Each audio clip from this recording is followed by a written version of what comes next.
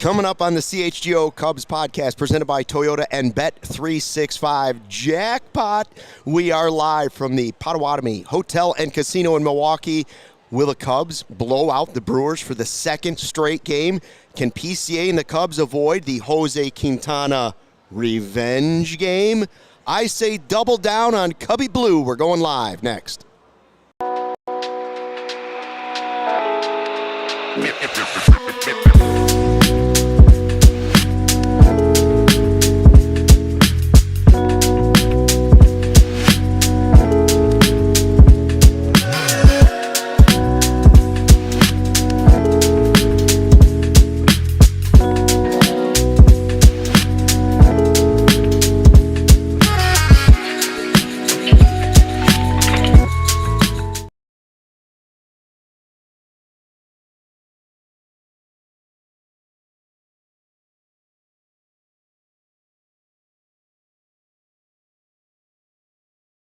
Driven by Toyota, Let's Go Places, and Bet365. Whatever the moment, it's never ordinary. Use the code CHGO365 at sign up.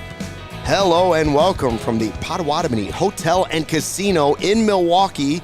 We are remote and we are taking over Wisconsin. Luke Stuckmeyer, Corey Friedman, and Cody Del Mendo.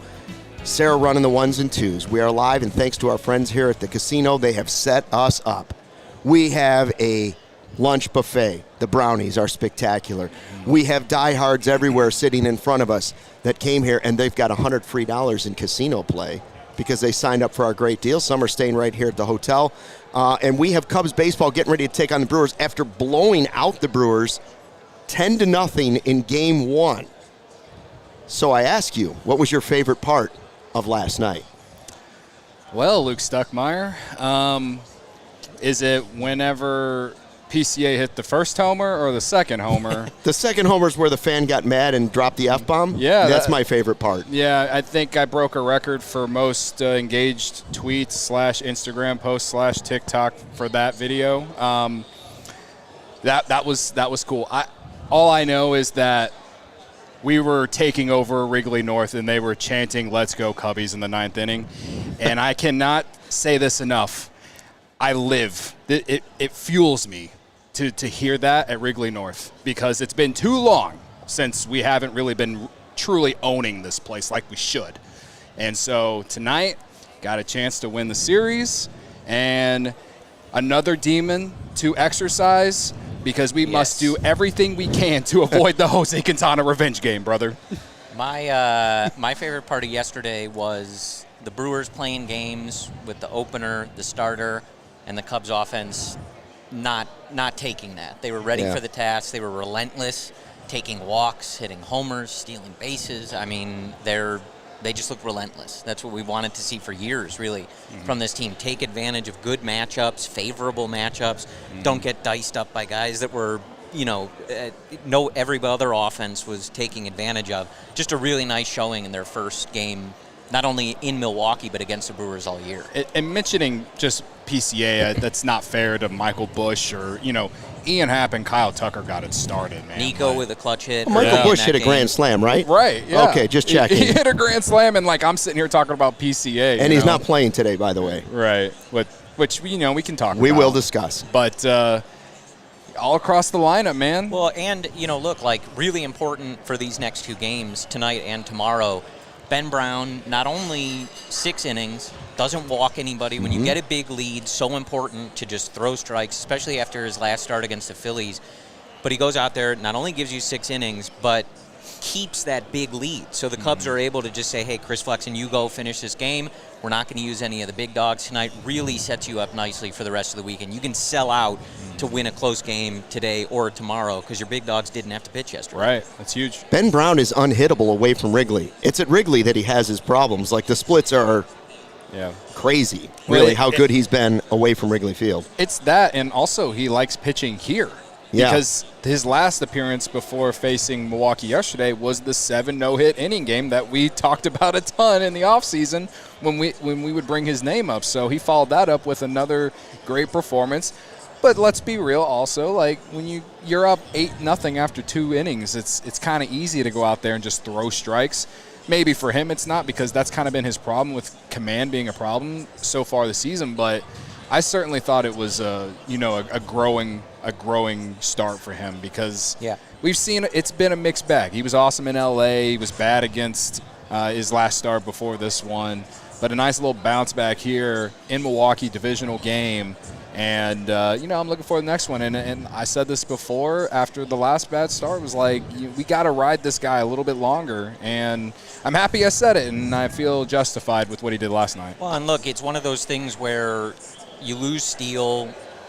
Colin Ray's warming up. He's been great, obviously. But, you got to remember, Ben Brown's in the period of his development that he's in. This team right now really needs guys to step up and be going long into games and things like that. But you can't rush them with a guy like Ben Brown. He's got great stuff, but you kind of have to – he's going to develop at his own pace. It's not always easy for those guys to match where the team needs him to be. But yesterday, they give him an early lead. He threw strikes. He held the Brewers down. It's a great start for Ben Brown. And overall, his numbers, are starting to look like, okay, they're not great, but like for a guy really settling in here, like I think he'll continue to grow and develop as the season goes on.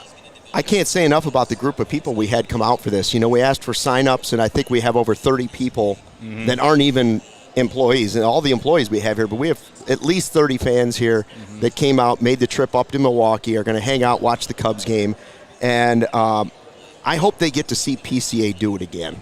Yeah. I really do. I've been asking for a superstar on this team for 3 years. Is it possible we have 2? Is it possible we have right 2? Now they do. Okay, he's got 8 home runs, and we're May 3rd. I know it doesn't mean that he's going to play like this all year, but the sample size does go back to the end of last season, too, if you want to talk about the stretch where he's played good baseball. What were the projections? We talk about exceeding projections. I don't remember what the number was for home runs. 10. I mean... He's going to exceed projections maybe by the end of today. At extreme level. He's a 2-win player. It's barely May. Yeah. I don't know what else you want to say about that. I would say that you can't say MVP without the P from PCA. Print the shirt. MVP PCA. Print the shirt. Thank you very much. Yeah. Send proceeds to my Venmo. That doesn't exist. That doesn't exist. Your wife's Venmo. I could work on it. I always shout him out on our shows, but was looking at a tweet from my guy Matt Clapp on Twitter. Like, PCA's the best defender in the league. He's the best base runner in the league, or at least one of that's probably going to fluctuate with some of those fast guys.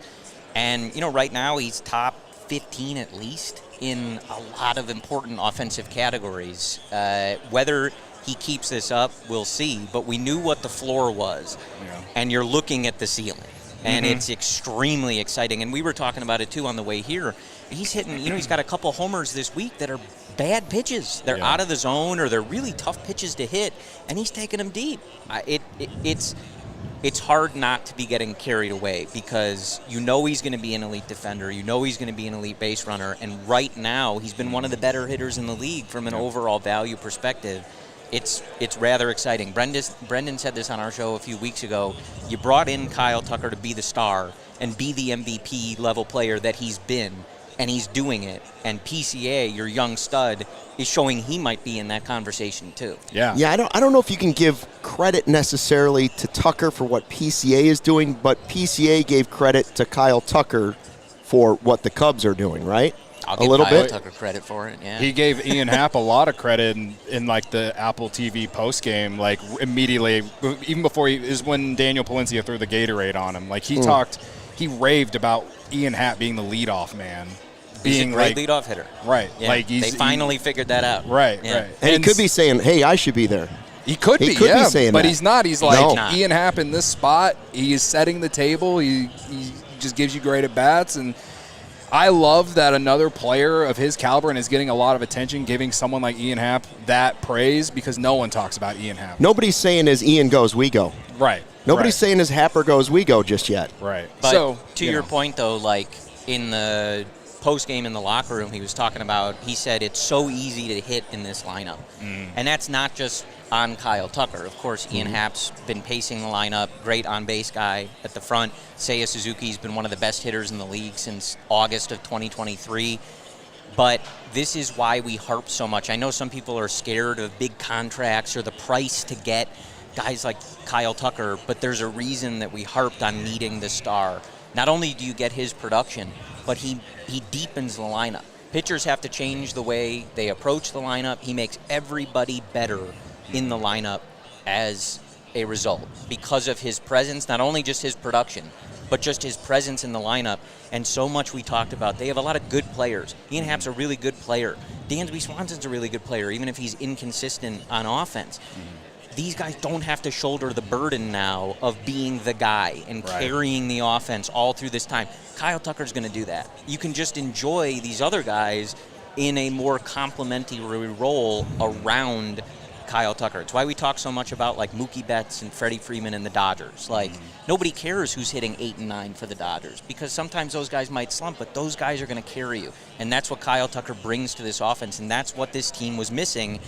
And, you know, as we sit here in May, I don't think it should surprise anybody that's been clamoring for them to get a star that they look like one of the best offenses in the league. And I'm not saying that, I'm not trying to take anything away from Bush or Suzuki or anybody else that's played great this season, Carson Kelly, but I love the idea of possibly having, and most teams don't set it up this way, but I do love the idea of having a superstar near the top of the lineup at 2 and another one near the bottom of the lineup, because if anything, I don't want to get ahead of myself, but if you're talking about postseason, nothing knocks down the other team's pitching staff more than having a lineup that's good the whole way through. Yeah. So if you've got that guy at the bottom of the PCA that they're afraid of, and you have Tucker at the top, near the top that they're afraid of too, now you've got a stretch where they only got to worry about the middle. Yeah. And if then in that middle, if you have Suzuki and Bush and some other players that can do damage, look out. Well, so that's the most exciting thing to me is this offense looks dynamic. Right. And I think they were talking about it on the broadcast yesterday, but they're not just succeeding in one way. They're showing you they can hit for power. They run the bases with the best of them in the league. And even when you get past that middle of the order of like Tucker and Suzuki and Bush, then you deal with the menace of PCA. You can try to keep him in the ballpark. You can try to keep him off the bases. Take your pick. He's going to be a menace either way. Yeah. But then you have guys, elite contact guys like Nico Horner in the middle of the lineup. He came up yesterday, 2 outs, gets that big hit, that clutch 2 out, put the ball in play, make something happen kind of thing. Just feels like a very deep lineup. It certainly also doesn't help that Carson Kelly is apparently, 2001 Barry Bonds. So well, he is batting cleanup. I mean, he's batting cleanup tonight. One little note related to Pete Crow-Armstrong.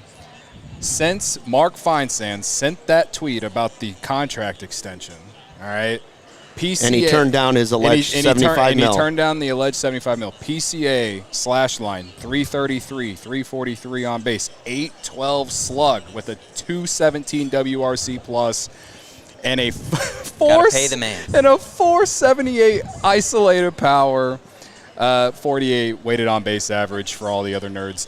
If you don't understand what all those other advanced metrics mean, they're really good. He's just awesome. I'm enjoying the ride. And it's been very I honestly should just do it like plus 8,000 for him to win NL MVP a couple days ago. I'm sure it's not as good as that now after what happened last night. It's worth a few bucks at this point because you mentioned earlier 2-WAR player. He's a top 5 player in terms of overall value, and we've listed the reasons why: defense, base running, speed in general. And just the bat just came out of nowhere. So the big question, I guess, for fans and for me the rest of the year is I don't expect him to have a 217 WRC plus the rest of the year. But if he is, like a 120 plus, like that's a really good player, man. What a stud. What did I make the comparison to last time we did a show, Cody? I just said, hey, that home run swing reminded me of Griffey. I wasn't saying he was Griffey, but now you're telling me this guy turns down $75 million, and look what he does. That sounds like an MJ Grudge right there. You're going to insult me with $75 million? Now he's going to make him pay for it. I don't think it was insulting. I'm joking. I'm joking. I'm totally joking. Well, I bring it up because there were a lot of people on social media that I definitely highlighted last night on my Twitter account that said that, oh, he's an idiot for not taking that contract extension. Dude bet on himself and said, hold my beer. Which is what I'm about to do with my $100 in free casino play thanks to the Potawatomi Hotel and Casino. I'm going to bet on myself. But first, a word from our great sponsors.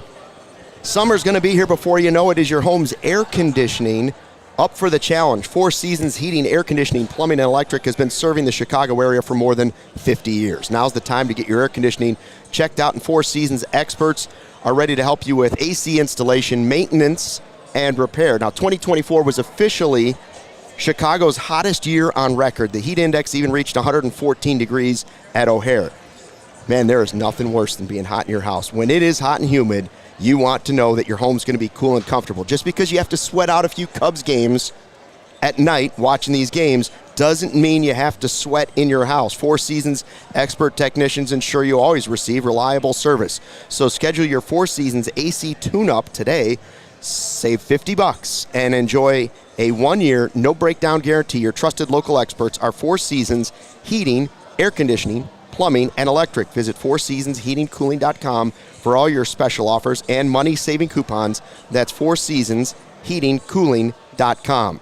And just like your favorite team likes a home court, home field, home ice advantage, sometimes a home Milwaukee advantage, Wrigley North, your home also needs a home floor advantage. Empire Today can give it to you. Empire Today has flooring experts, dedicated flooring professionals who focus on flooring every day. We've all been to the big box stores where you walk around aimlessly gazing into the aisles of stuff.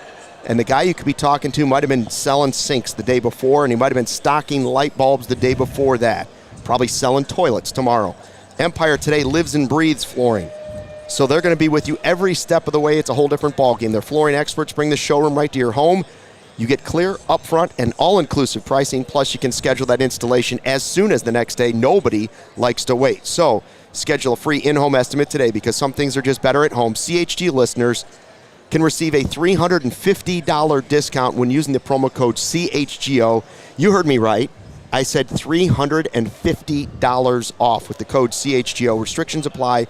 Visit EmpireToday/CHGO for details. We're getting ready for Cubs and Brewers in Milwaukee. We're going to the game. We're sitting 200 level with a bunch of diehards and sickos and regular Cubs fans. And they're all here at the Potawatomi Hotel and Casino, which, by the way, has set us up very nicely. The food is awesome, the drinks are awesome, and the vibes are good. And also, we have a super chat from someone who is actually here, I believe. A Toyota super chat. From Jeremiah. Oh, I met Jeremiah a couple hours ago. I can read it. Jeremiah sent us $9.99, so $10, round up. Where's Jeremiah? So proud to be here. Go Cubs, go. Let's go. Where's man. Jeremiah? Appreciate you. We don't know.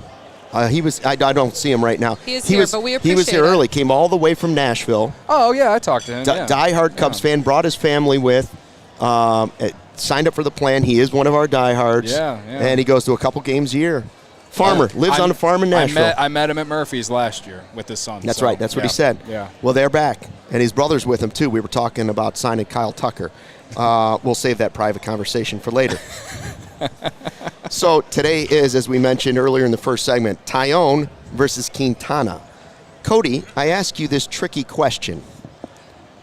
Adding which of these two guys for their Cubs career was the better Cubs move?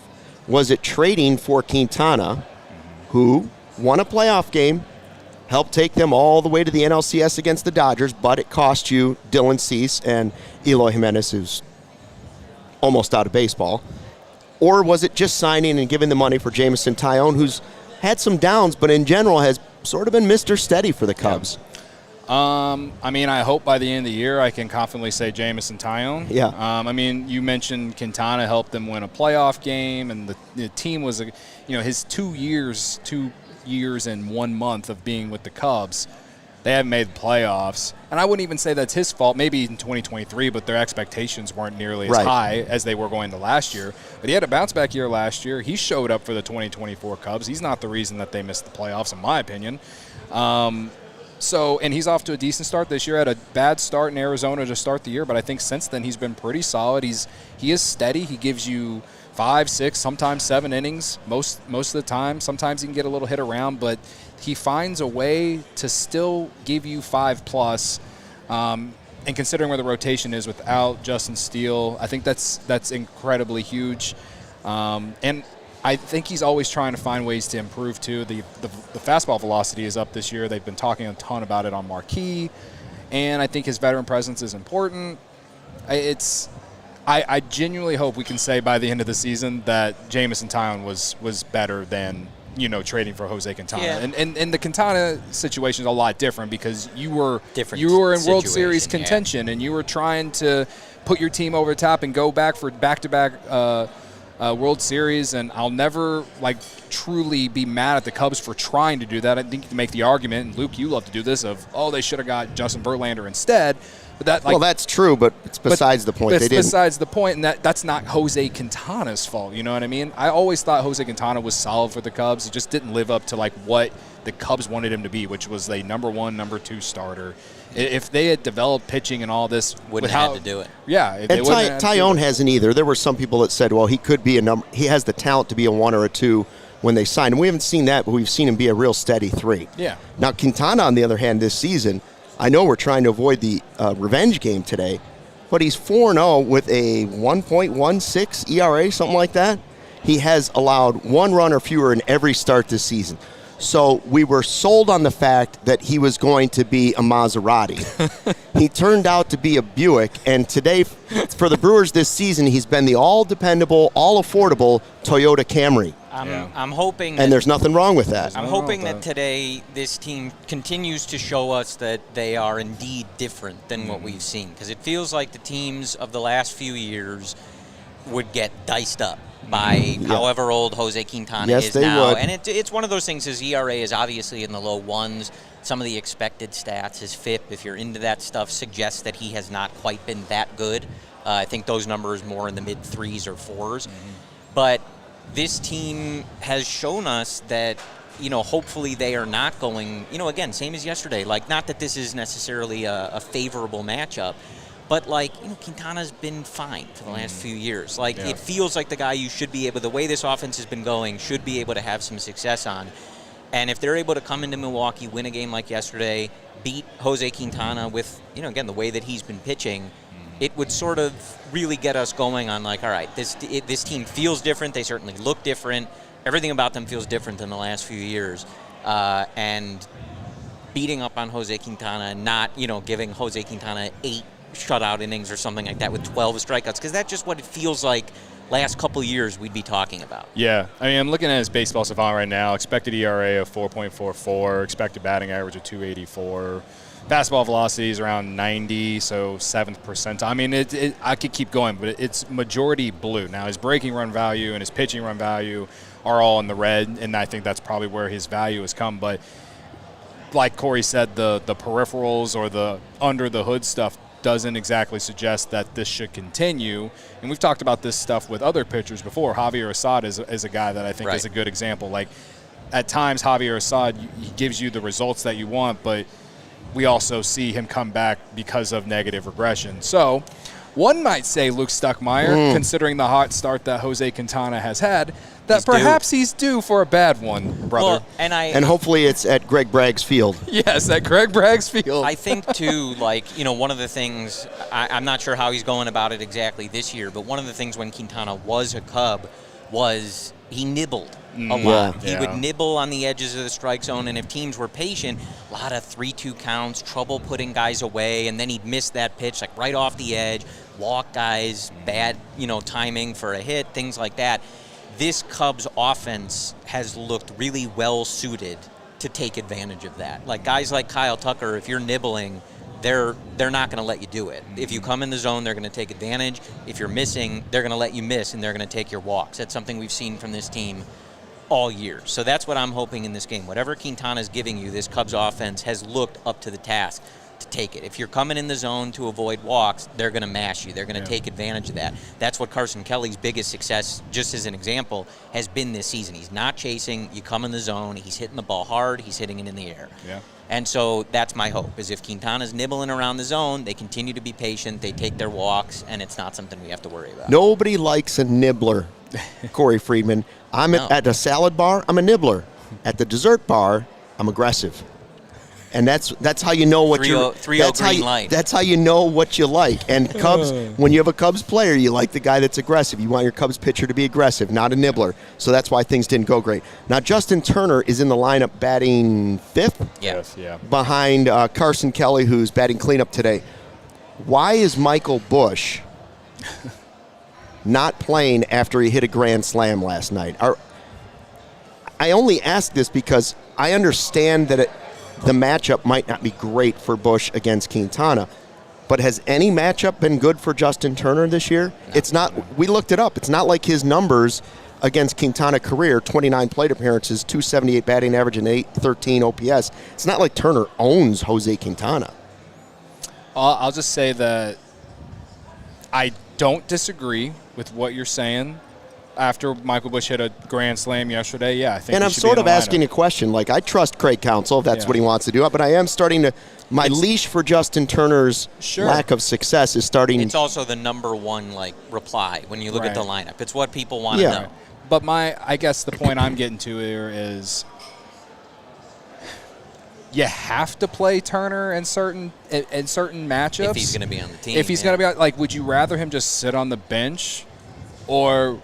Because let's just be honest, they're not going to DFA Justin Turner tomorrow. I don't think they're going to DFA him at any time during May.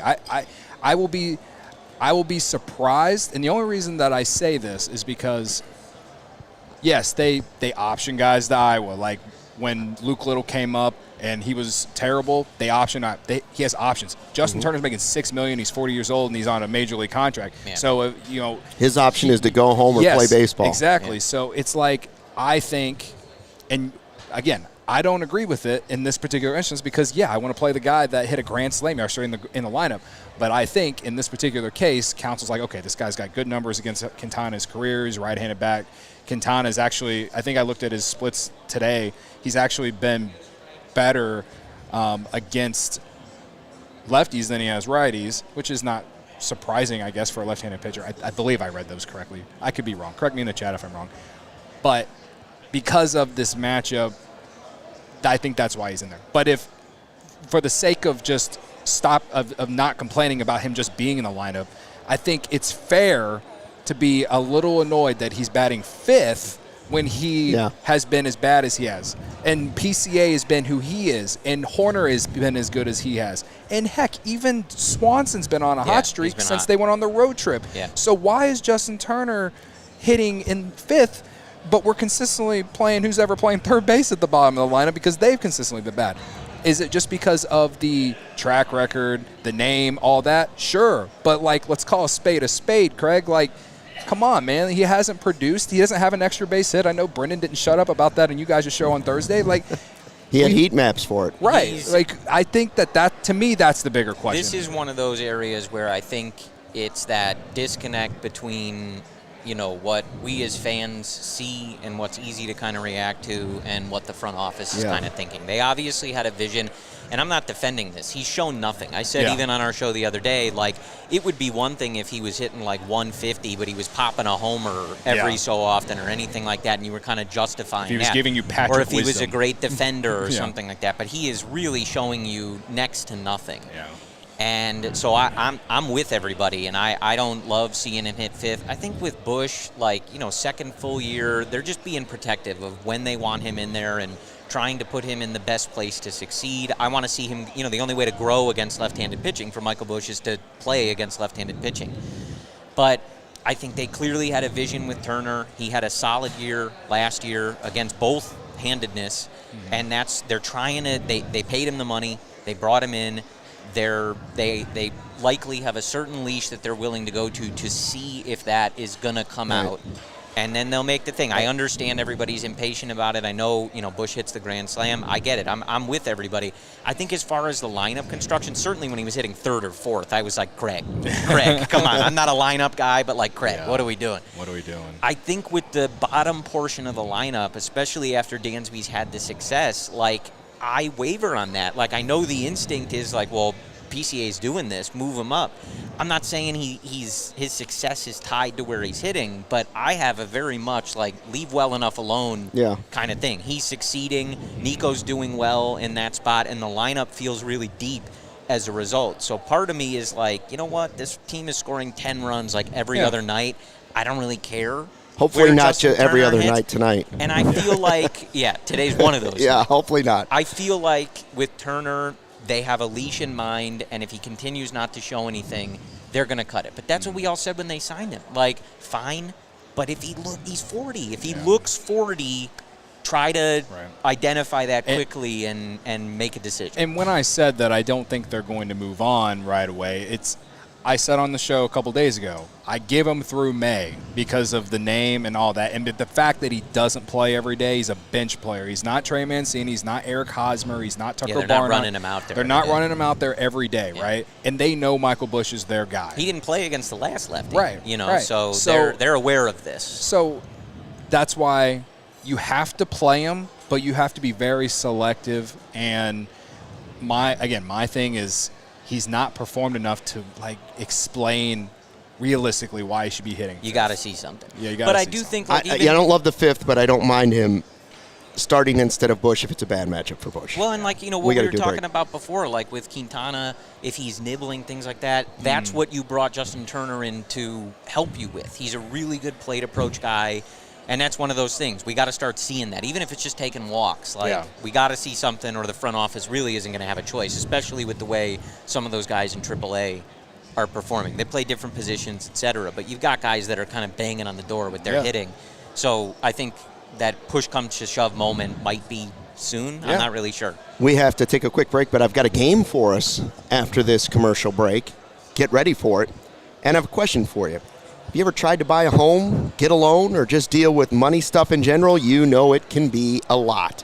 That's why we got to tell you about our partner, the Rate app, and it's seriously a game changer. You can get pre-approved for a mortgage in minutes without the need to jump through a million hoops. If you're even thinking about maybe a home equity loan or a personal loan, you can secure one in under 15 days. The Rate app also helps you find the best homeowners and auto insurance based on what you actually need. The whole thing's powered by AI, so it's really smart.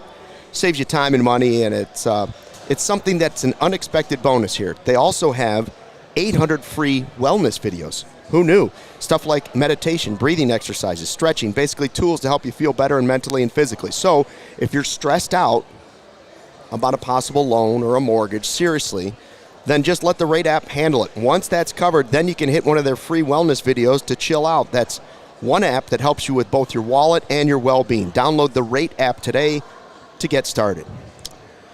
Gametime makes getting tickets even faster and easier. Prices on the Gametime app actually go down the closer it gets to first pitch, kickoff, tip-off, or any event that you're going to.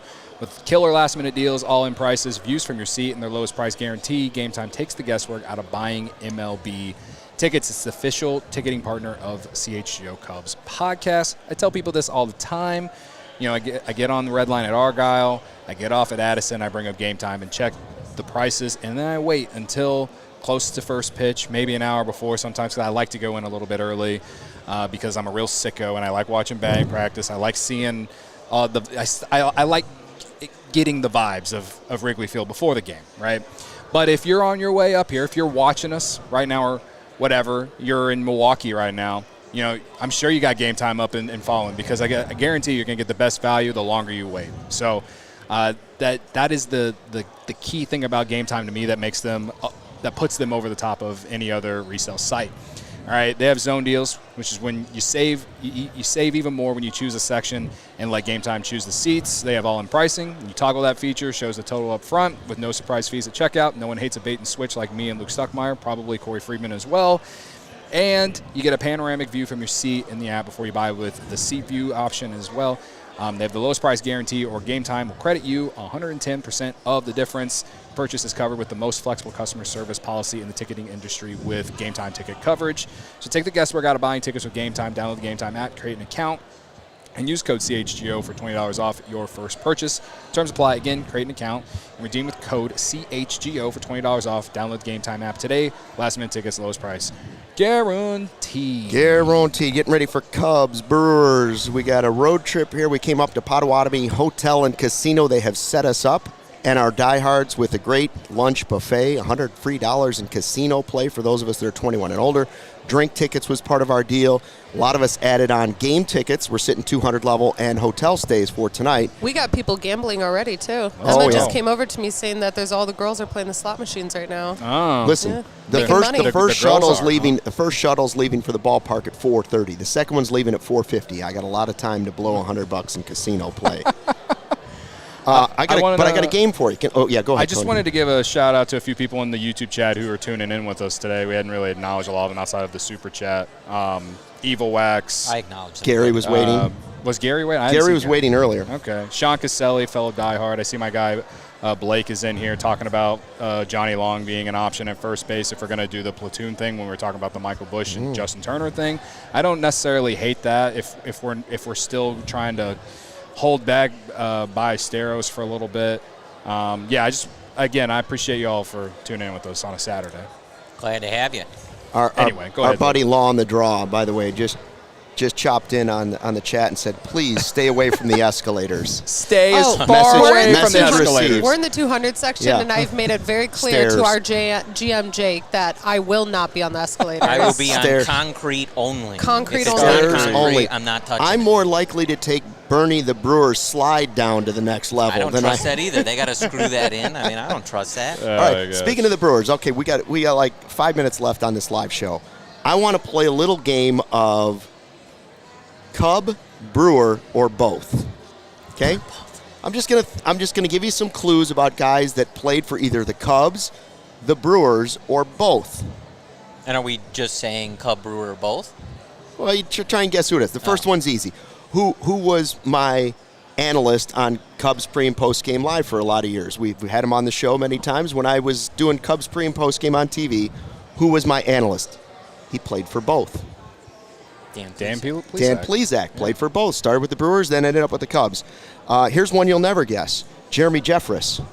Both. Right? No, I knew that. I could have gotten that. I could have Okay, got that. how about I'm a this? sicko. How about this guy? Was a reliever for the Cubs, but won a World Series with the White Sox. Neil Kotz. Neil Kotz Wow, that's a snipe, pitched Cody.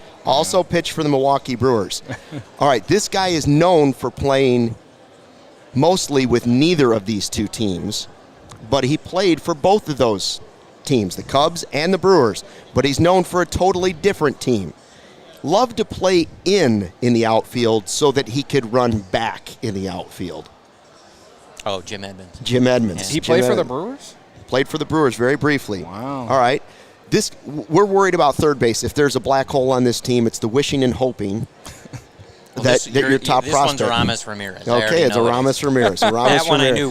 When you said Cubs Brewers, I was What like, did well, he I play? know Aramis. 2 seasons, Aramis? I like to pretend that never happened. Yeah, I it don't didn't know. happen. Yeah. Let me see here. Okay, I've got 4 catchers that I can think of that I went back and looked up now to make sure with myself. 4 catchers that have played for both teams, both the Brewers and the Cubs. None of them are, well, I won't Like say in the none of last them. 30 years? Yeah. In your lifetimes, in your Cub Well, fandom. Jonathan Lucroy's one. That one's easy. That guy is on That's my- not even one of them. That's 5. Oh, man. What's the question again? Which one? Catchers that have played for both the Cubs and the Brewers. Damian Miller. Also not one I had. I think. Don't quote me on the Brewer part. I Okay, think he played for for both. one, think of a guy, a Cubs prospect that's gone on and had a nice career, and you would have liked to kept him. Was a real good bat, especially as your backup catcher. Oh, Caratini. Victor Caratini is one of the 4 that I was thinking of. Yeah, he had a couple of revenge games against us. Another one is a catcher that broke his leg, I think, with another team in the division. He's a good hitter. Was a good hitter. He played for the who did he Jason Oh, Kendall. Kendall. Yeah, Jason yeah. Kendall. Jason Kendall. How did okay. I forget about him? Now I have 2 more. When we were younger, Jason Kendall was like a video game Yes. legend. Like you're Yeah. playing MVP baseball, you want Jason Kendall on. So that we have team. Victor Caratini, we have Jason Kendall. I have 2 more catchers. One of them I know for sure was at Cubs convention. Was listed as, like when they list the teams, he was way too high up on the list because they did it alphabetically. He played catcher for the Yes. Cubs and Brewers, and he was at Played Cubs some catcher. convention. Oh, dude, I'm thinking of one. Oh, man. I believe played for the Reds as well. Oh, man. Last name with an initial high up in the alphabet. Anybody in the chat have it? Let me see if I can get the chat up here. I don't know. Speaking I'm of the bad chat, at these I want to games. shout out Elliot, who's going Baco? to pay for his trip through our $100 voucher here. Now we're He's talking. going to Wow, try to now. win some money and pay for his trip. Nice. Let's go, Elliot. Paul Baco. Well, it Paul was Paul Baco. Baco. Paul Baco. I won't.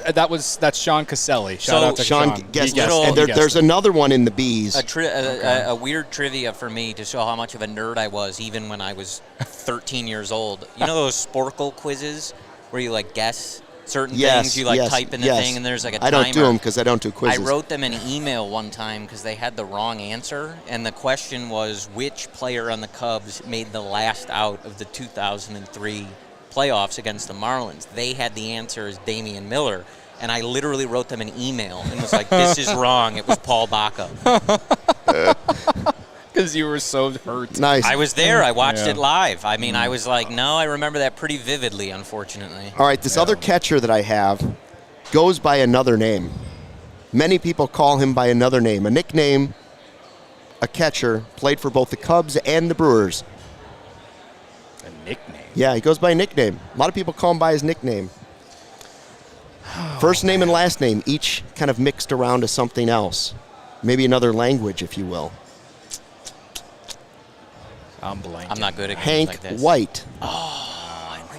Henry Blanco. Our old Cub pal, legend. Our old pal Ryan Herrera would have got that immediately. Jose Cardinal, the favorite player of Eddie Vedder. Yep. Played for both teams. And who else did I have on? I had one more that I thought of. Jason Kendall. I don't remember who. I think it was Well, you didn't. Jose I mean, Cardinal. not a catcher, but you Thad threw out Bosley was in Jeremy my time. Burnitz Jeremy earlier. Burnitz was another one. Yeah, Yeah, he was on Jeremy the Burnitz. broadcast last night. Yeah. One of Like a picture of him was. Yeah. And today, Jose Quintana. Hey guys, before we get out of here, Yeah. I just want to let you know that Emma, our social media manager, just won $5.45. Wow. Let's go. Oh, $5.45. Let's go. $5.45. I have a like question. A half a beer Can't at buy Wrigley. anything at the ballpark. Can I ask a question? Not a Just the single four thing. of us. This is not for anybody at home. Okay. If we all take our $100 in casino play, and you two put it down all on red to win, and we put it all on black to win, and we all agreed to just split the winnings, does that work out? Yes. I'm pretty sure that's how people become like degenerate Life is not that gamblers, serious. By math Yes, like it that. does. Yeah. Okay, well, that means we got to go. The show's up. All right. Before we go, I want to mention last night, Dontrell Willis getting chirped by Cubs fans on social media because of the Grand Slam Aramis Ramirez hit off him in 2003. He was doing the Apple TV broadcast, and I thought he had a lot of he made it very fun. I mean, obviously the Marlins wanted to win that series, but I just wanted to mention I tweeted the video from CHGO Cubs, and he replied and everything, and like he's for sure sport. one of the more good personalities out there that does these national broadcasts these days. So I just want to mention that. And like before we jump, like last thought, like I don't, it's early. I don't want to say this is a big game, but like it would feel mighty nice. First two series against the NL Central, your first series on the road against the Brewers. Win the series Go today. in there. Like yesterday felt like a statement win. Yeah. But it's not a statement if you end up losing the series or you don't pay it off. But you win this series, like the Cubs look legit. They've gone through a gauntlet of a schedule. And if you show up here on the road and take it to the Brewers in their ballpark, we're already feeling good. The vibes are good. But it would be a really, really nice punctuation to this weekend. All right, stay undefeated in May. Stay off the escalators and win it for Greg Braggs. Thanks for checking out the CHGO Cubs podcast presented by Toyota and Bet365. Thanks to everybody here at the Potawatomi Hotel and Casino for all their help. Appreciate you for watching. Hit the like button on the way out, and we'll see you later. Let's fly the W. We all silly like the mayor.